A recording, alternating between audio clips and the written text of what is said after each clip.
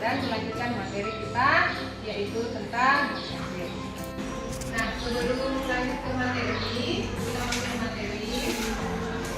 Saya bertanya dulu, ada ini beberapa waktu kosong tidak ada siswanya, ada teman yang tidak hadir? Ada. Atas nama siapa? Nama siapa? Oh iya, apa alasannya? Izin. Nah, untuk lebih berkahnya aktivitas kita kali ini dan agar senantiasa diberi limpahan pahala oleh Allah, maka sebelum melakukan pembelajaran kita berdoa dulu. Silakan ketua kelasnya atau sekretarisnya. Ya, silakan. Baiklah teman-teman sekalian, sebelum kita mulai pembelajaran pada hari ini, adalah kita berdoa. Doa dimulai. Doa selesai. Salam kepada guru. Sebelum masuk ke materi hari akhir, saya akan bertanya dulu kepada anak-anak sekalian, apa sih pengertian hari akhir? Ada yang bisa kemukakan pendapatnya? Angkat tangannya. Ya, silakan. Hari akhir merupakan hari berakhirnya kehidupan manusia dan semua. Mungkin ada pendapat. Jadi hari akhir menurut saya adalah hari di mana semua kehidupan di dunia ini berakhir. Nah, itu tadi ada beberapa definisi hari akhir. Kalian ya, belum teman-teman kalian. Kita akan belajar dulu apa sih hari akhir itu. Adapun tujuan pembelajaran kali ini, yang pertama kita harus meyakini adanya hari akhir. Jadi setelah melakukan pembelajaran ini, kita akan mengidentifikasi apa sih tanda-tandanya akan datangnya hari akhir itu. Ada tentang konsepnya untuk materi kali ini tentang hari akhir. Ada makna iman kepada hari akhir, menerapkan perilaku mulia. Nah, makna iman kepada hari akhir. Coba ada yang masih ingat makna iman kepada hari akhir menurut Al-Quran? Hari akhir menurut Al-Quran itu ada berapa? Dua. Ada? Dua. Yaitu kiamat kubra dan kiamat kubra. Hari akhir menurut ilmu pengetahuan juga ada dua.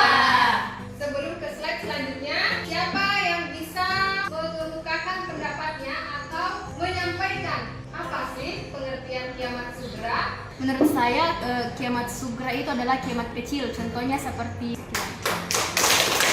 Di kiamat sugra itu adalah kiamat kecil.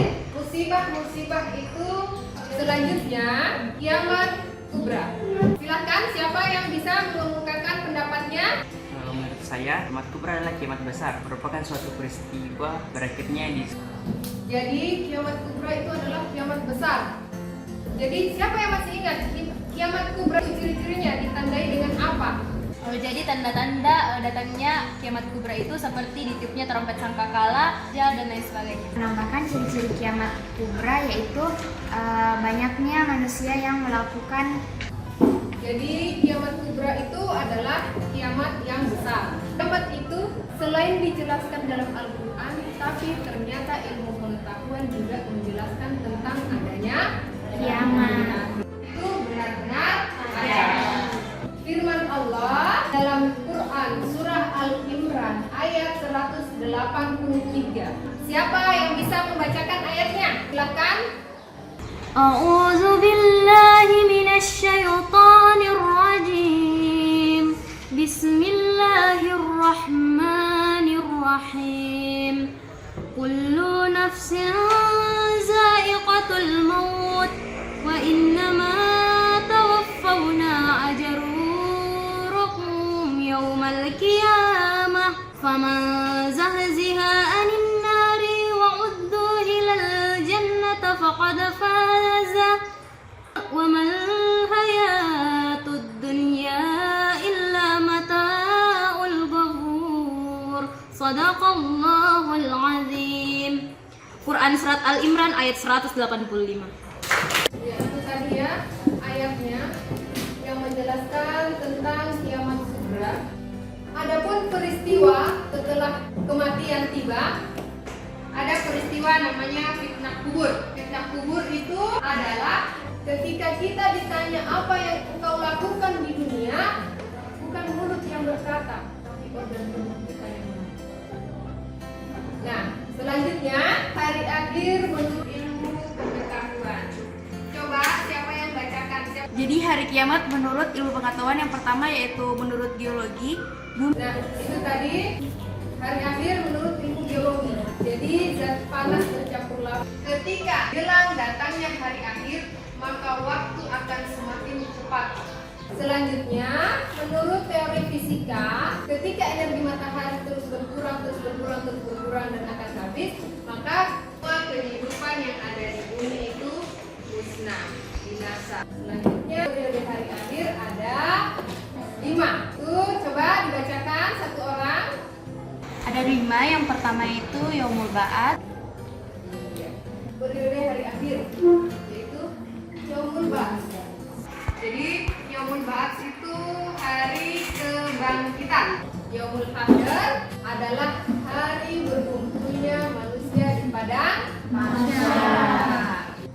Yaumul Hisab dan Yaumul Mizan. Ketika manusia sudah dikumpulkan di padang mahsyar, maka di situ akan dihisab, dihitung amal perbuatannya.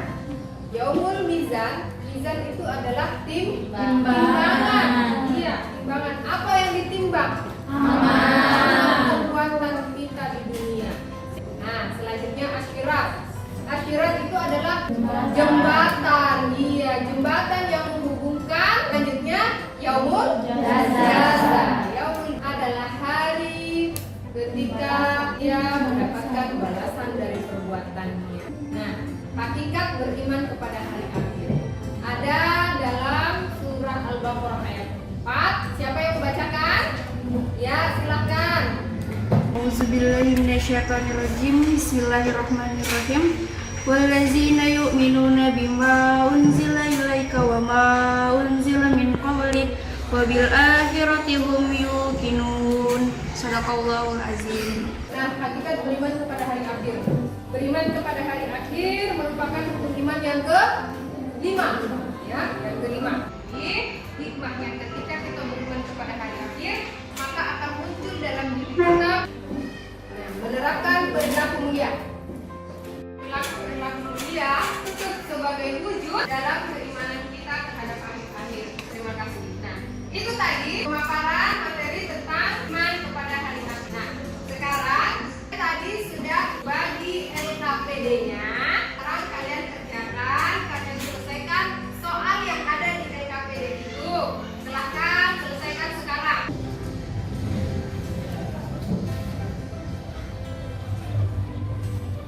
Ya, karena waktunya habis, silahkan dikumpul tugasnya di meja. Iya, akan diperiksa. Ya, kumpul semua di meja.